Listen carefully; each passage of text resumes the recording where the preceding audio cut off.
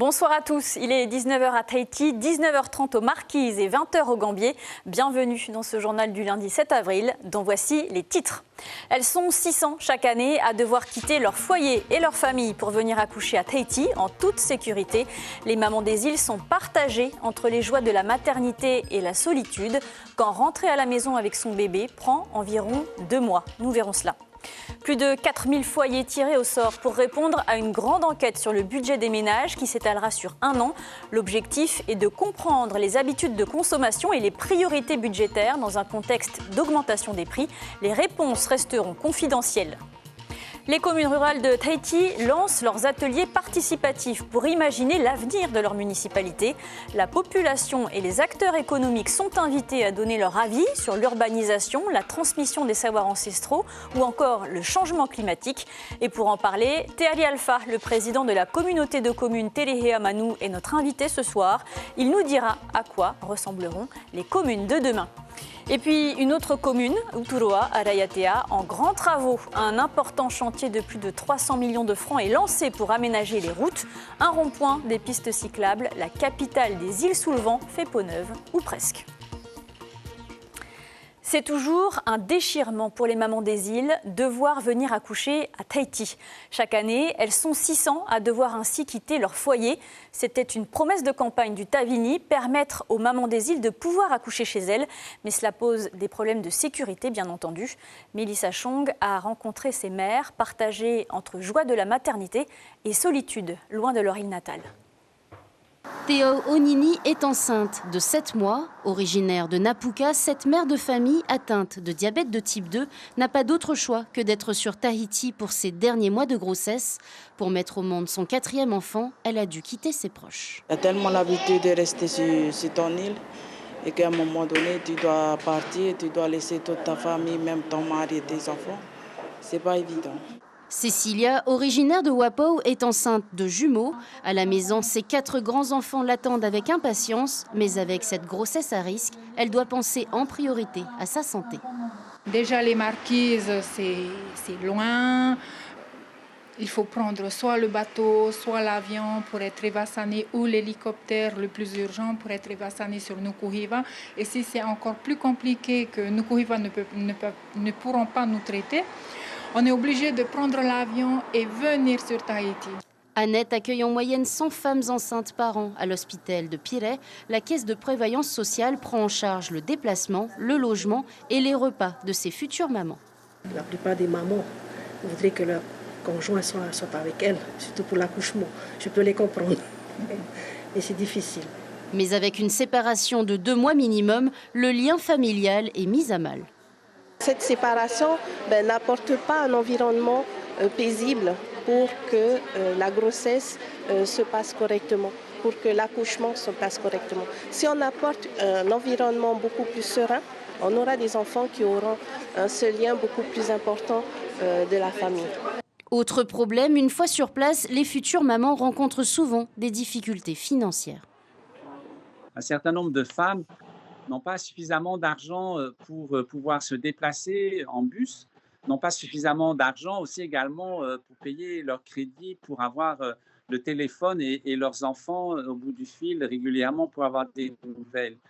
Et ça, c'est quelque chose que les femmes n'osent pas dire. Il y a une honte, derrière cela. En moyenne, chaque année, 600 femmes enceintes doivent quitter leur île pour donner la vie sur Tahiti. 4435 foyers polynésiens précisément seront tirés au sort pour participer à une grande enquête sur le budget des familles.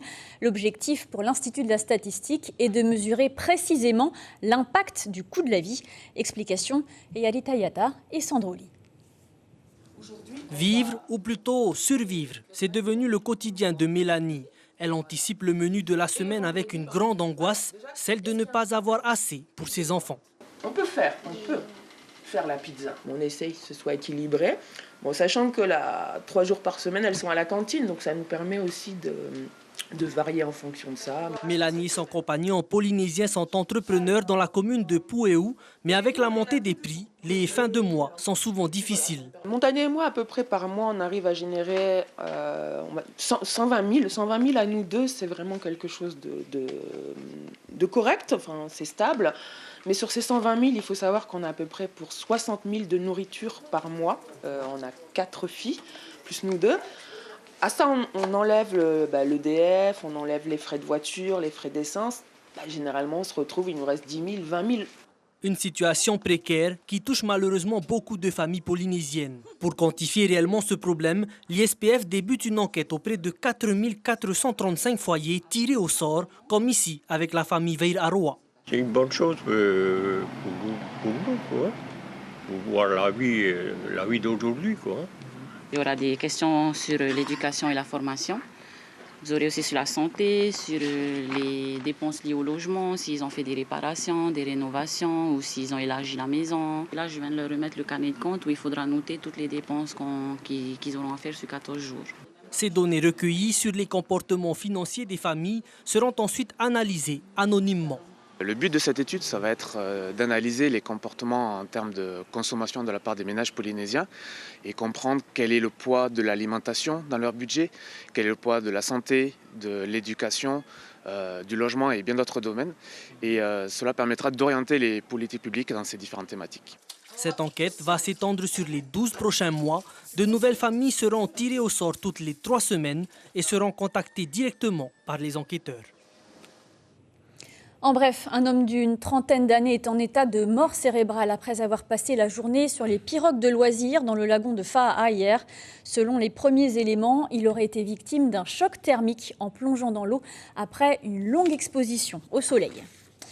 Les gardiens de prison manifestent en marge de la journée portes ouvertes aujourd'hui. Image ici au centre pénitentiaire de Tatoutou à Papeari où 40% des surveillants sont mobilisés selon le syndicat FO. Une mobilisation symbolique pour dénoncer les méthodes de management de la direction et le manque d'effectifs, comme l'explique le délégué syndical FO interrogé par Teiva Ribet. On est là pour montrer notre mécontentement par rapport à la directrice et son comportement,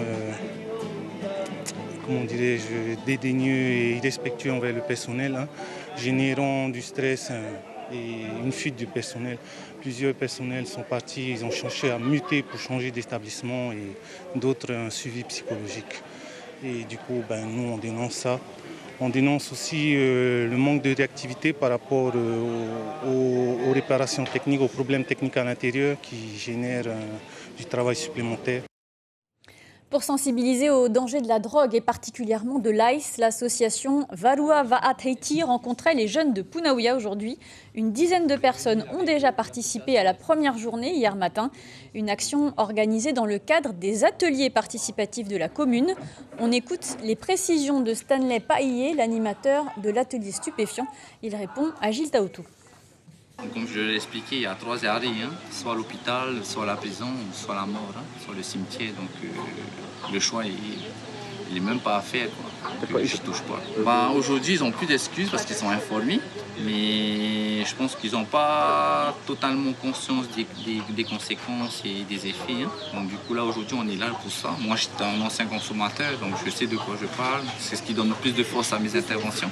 Aujourd'hui, j'en ai fait ma force pour préserver et pour protéger cette jeunesse-là.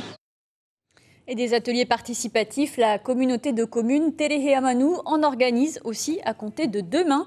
Les 5 communes rurales de Tahiti, de Papara à Hitiaotera invitent la population et les acteurs économiques à s'exprimer sur le devenir de leur commune en matière d'urbanisation, de changement climatique ou encore de préservation des savoirs traditionnels.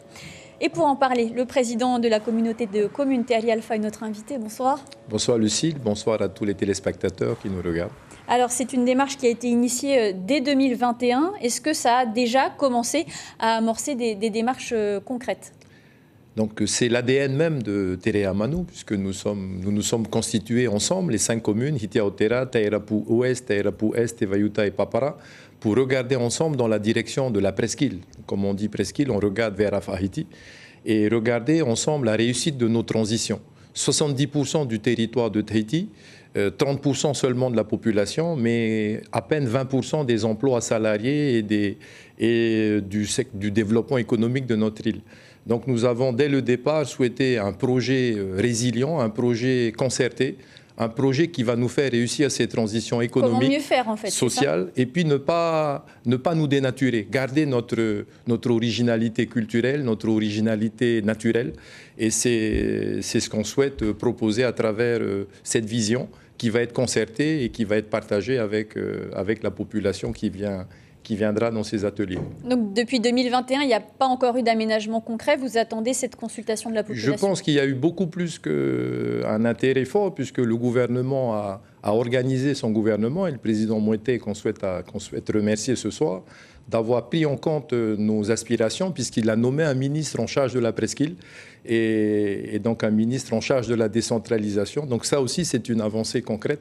Ce projet va faire gagner la population de Tahiti si nous travaillons ensemble dans un projet concerté. Et donc c'est cette vision que nous souhaitons partager. Ne pas nous dénaturer pour le développement de demain. Alors vous travaillez notamment en étroite collaboration avec le CEREMA, un centre d'études sur l'environnement, à travers un programme qui vise à préparer les territoires à un climat plus chaud de plus 4 degrés d'ici 2100.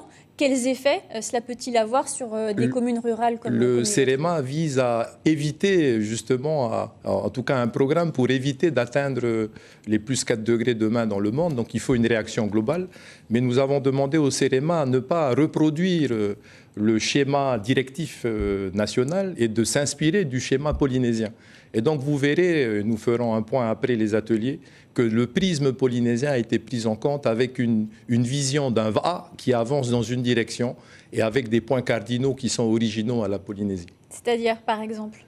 L'étoile du sacré, l'étoile de la communauté, l'étoile du temps et l'étoile de la création, l'étoile de la nature, sont les 4 étoiles cardinales qui vont organiser notre projet de territoire. Et vous pensez que la population va se mobiliser sur ces questions spécifiques? En tout cas, nous continuerons à mobiliser le plus possible la population. Ce n'est pas en une semaine que l'on va transformer son territoire, mais il faut inscrire cette résolution de transformation dans les consciences dès le plus jeune âge et à tous les âges.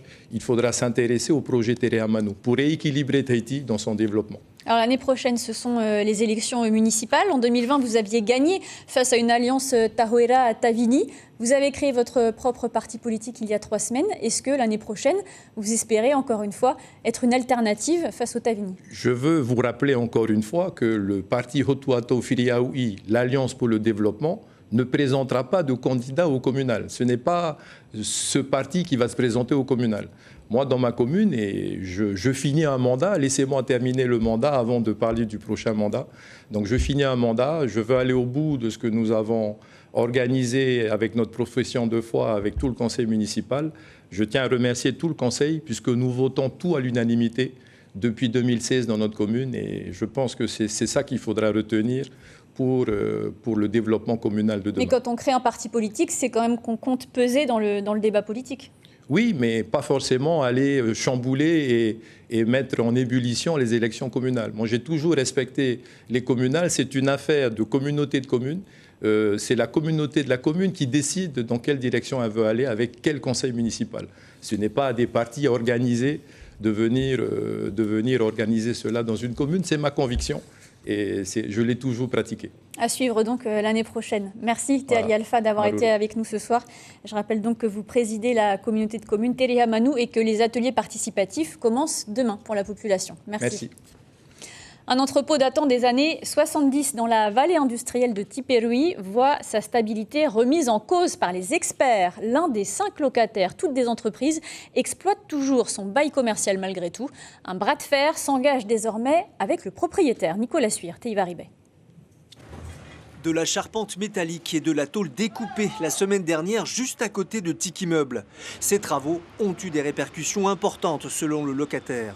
À cause d'un mur mitoyen qui ne monte pas jusqu'à la toiture, des copeaux de métal chaud ont été projetés un peu partout dans la salle d'exposition.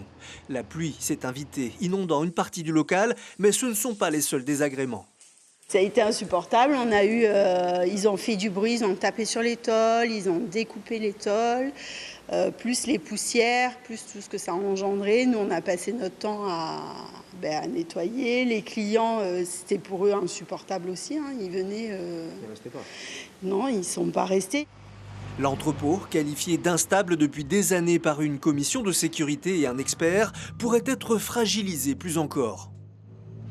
Ils ont démonté une partie de notre charpente métallique qui menaçait et qui menace du coup la stabilité de la toiture. Et si la toiture est menacée, sa stabilité est menacée, elle risque de s'effondrer sur les mezzanines sur lesquelles nous sommes actuellement. Et si les mezzanines s'effondrent, ça s'effondre sur les clients. Si toutes les expertises s'accordent sur la nécessité de la destruction totale de l'édifice, les recours en référé cassent les divers arrêtés pris par la municipalité de Papeete et l'État. Selon la partie adverse, la forme n'a pas été bien présentée, mais elle nous dit que son seul but est la sécurité. Le hangar doit être détruit. Il doit être détruit, pourquoi? Parce qu'il y a une problématique de fondation. Ce n'est pas la faute du bailleur. Si les fondations... la structure risque de s'effondrer, mais par contre, si effectivement il y a des sinistres, ce sera la faute de Tiki Meubles, si des gens seront touchés.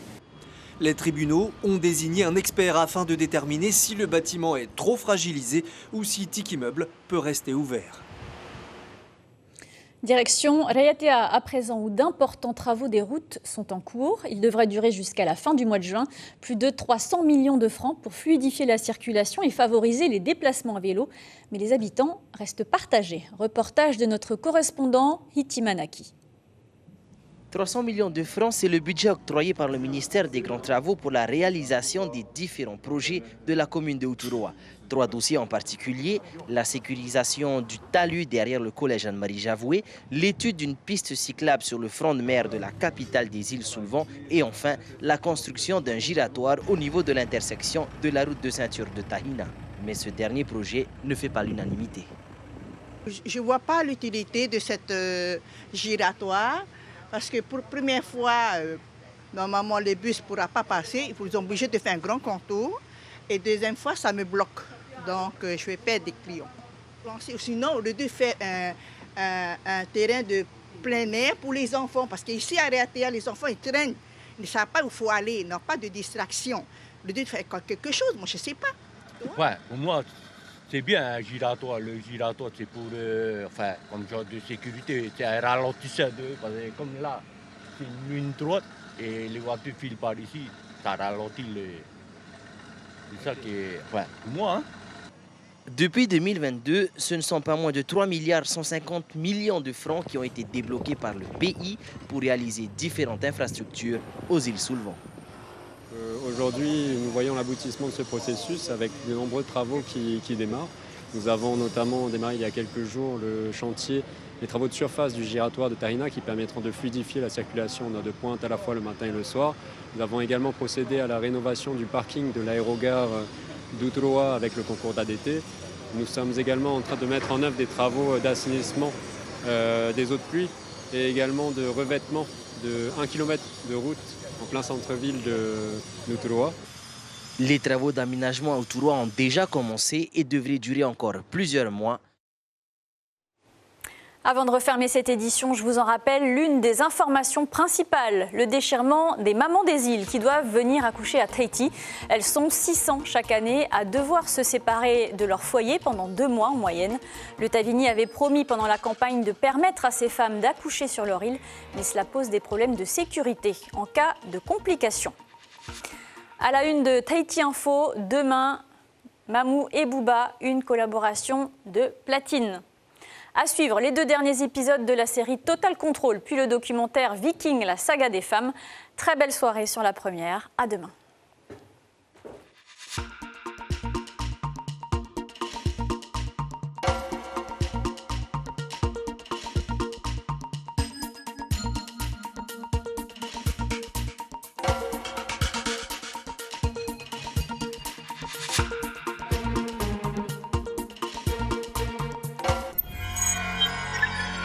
Retrouvez ce programme en replay sur notre site internet.